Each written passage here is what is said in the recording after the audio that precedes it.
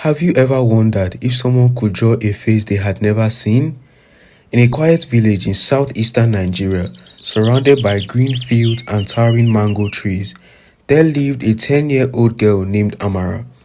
Unlike the other children, Amara had been blind since the day she was born. She had never watched the sunrise paint the sky with shades of gold. She had never seen the smile on her mother's face or the stars that filled the night sky. Yet somehow, Amara loved to draw. Every afternoon, while other children chased each other through the dusty village paths, she would quietly sit beneath the cold mango tree with nothing but her sketchbook and a handful of colored pencils. She would run her fingers gently across the blank page, smile to herself, and begin drawing with remarkable confidence. The villagers never understood why. How can someone who has never seen anything draw? They whispered among themselves. Some believed she was simply scribbling random lines. Others insisted her parents must secretly be helping her. But only Amara's mother believed differently. Whenever someone questioned her daughter, she would simply smile and say, "You don't need eyes to imagine." Then one unusually hot afternoon, something changed. Amara walked to the mango tree earlier than she normally did.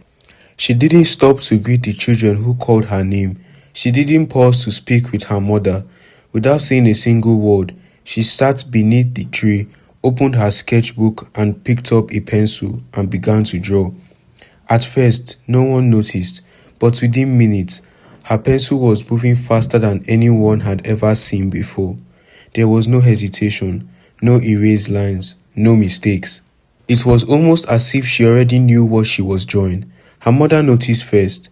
She stepped outside and quietly watched from a distance. Something felt different. There was an unusual calm about Amara that afternoon. "Amara," she called softly. There was no answer.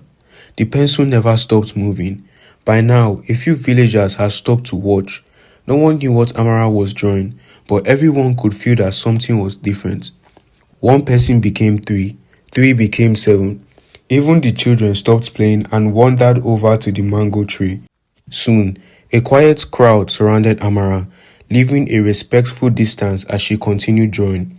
Minutes passed in complete silence. The only sound anyone could hear was the soft scratching of graphite against paper. Then, without saying a single word, Amara lifted her pencil. She smiled gently. "I'm finished." She slowly pushed the sketchbook toward her mother. Her mother knelt down and picked it up. At first, she smiled. Then, the smile disappeared. Her hands began to tremble. The sketchbook nearly slipped from her fingers. "What's wrong?" Amara's father asked as he hurried over. Without saying a word, she handed him the drawing. The moment he looked at it, he froze. For several long seconds, he couldn't speak. Finally, he looked down at his blind daughter and asked a question that left the entire village speechless. "Amara, where did you see this man?" Amara tilted her head, confused.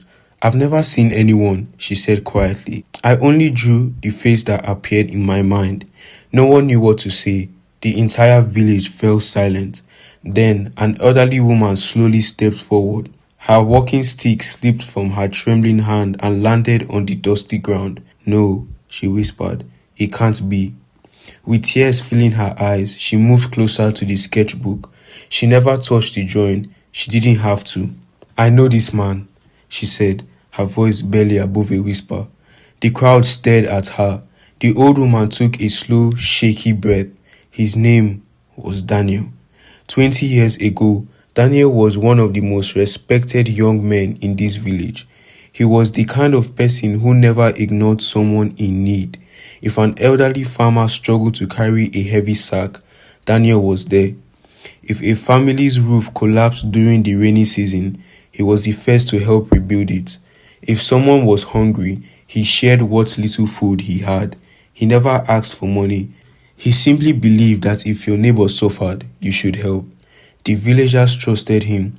Some even believed that one day he'd become the village chief. Then, everything changed. One evening, after helping prepare records for a meeting scheduled the following morning, Daniel returned to the old community hall. As he stepped inside, he heard voices. The meeting wasn't supposed to begin until sunrise, so why was anyone there? Curious, Daniel quietly moved closer. Through a narrow gap in the wooden door, he saw several respected village leaders gathered around a table covered with old maps and official documents. One of them whispered, "If anyone finds these original records, everything we've done will fall apart." Daniel's heart began to pound.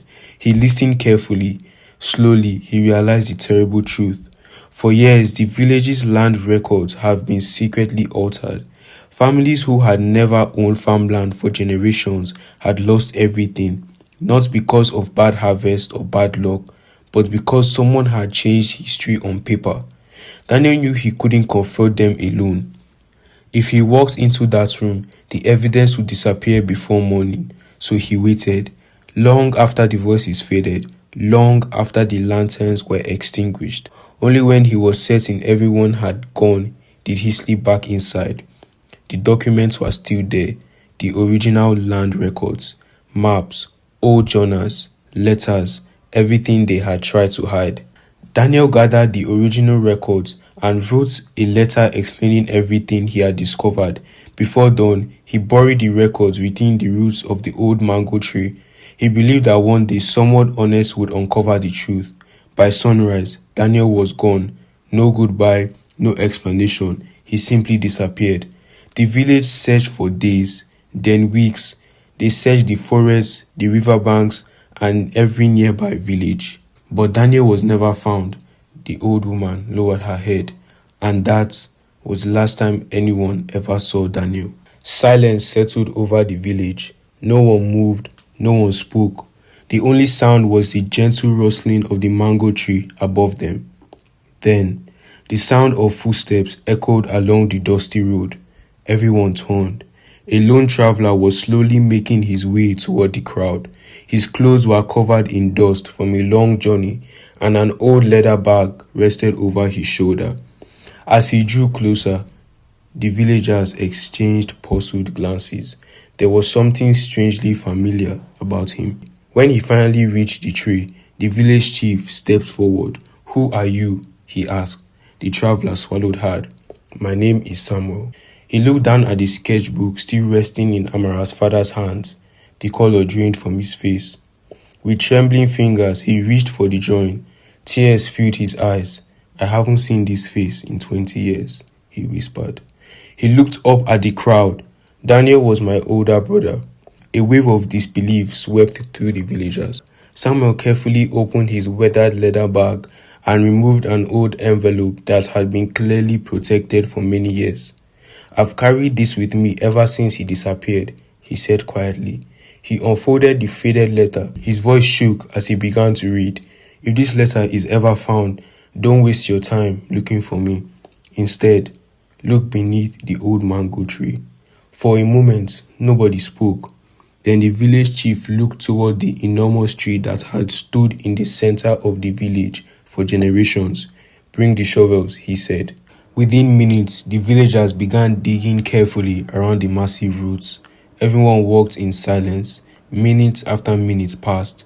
Just as hope began to fade, clang, one shovel struck something solid beneath the earth. The digging became more careful.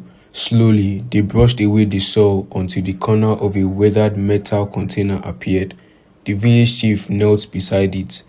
With both hands, he slowly lifted the lid. Inside were bundles of carefully wrapped documents, the original land records, old maps, letters, and the evidence Daniel had hidden 20 years earlier. The truth had been buried under their feet the entire time. As the documents were examined, terrible deception was finally uncovered.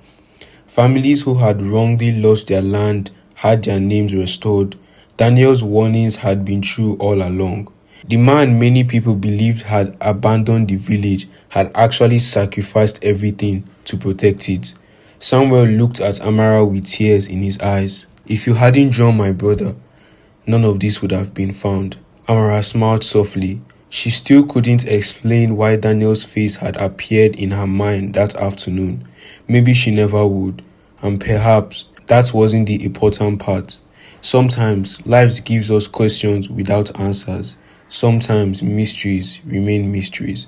But every now and then, those mysteries lead us exactly where we were meant to go. As the sun slowly disappeared behind the old mango tree, the villagers walked home with lighter hearts than they had carried in decades. The tree that had silently guarded the truth for 20 years had finally given it back, and beneath its branches sat Amara, the little girl who had never seen a single face, yet somehow drew the one that changed an entire village forever.